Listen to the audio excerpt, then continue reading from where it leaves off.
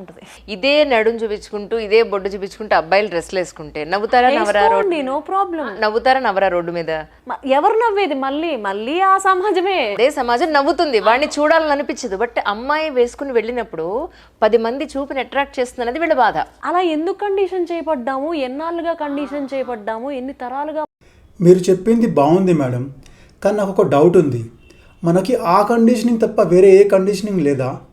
ఒకడికి పొద్దున్న లేవగానే కాఫీ కావాలి, ఇంకొకటికి సిగరెట్ కావాలి, ఇంకొకటి బూతులు లేకుండా మాట్లాడలేడు.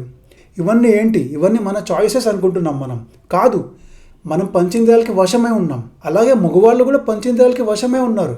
ఆడవాళ్ళు నడువు బొడ్డు చూపించుకుంటూ తిరిగితే అటువైపు చూస్తాం.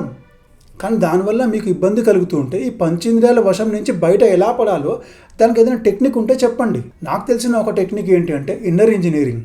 దానివల్ల నాకు హెల్ప్ అయింది. అది మనకు ఎంత హెల్ప్ అవుతుందని అంటే, ఎంత బలంగా ఈ పంచేంద్రియాలని మన గుప్పెట్లో తెచ్చుకోవాలని ఉందో దాన్ని బట్టి అది హెల్ప్ అవుతుంది.